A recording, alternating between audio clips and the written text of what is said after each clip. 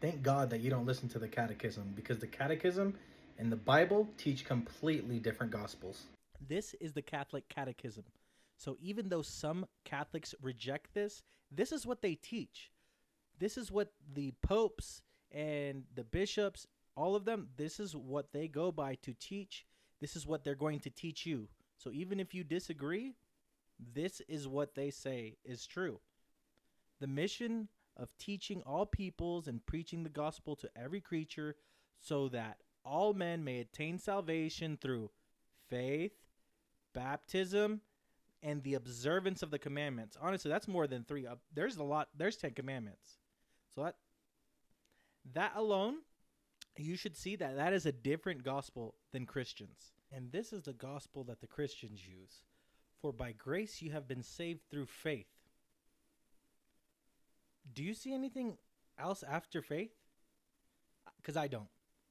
And this is not your own doing. It is the gift of God, not a result of works. Wait, what?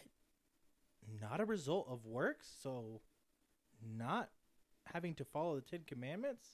Considering that's a lot of work, having to keep the 10 Commandments for your whole life just to acquire salvation. And then it keeps on going. Why it's not a result of works? It's so that no one can boast. God wants all the glory. When you say that you have to do extra stuff on top of faith to gain your salvation, you're taking away God's glory and giving it to yourself because you think that he didn't do 100% of the work on the cross.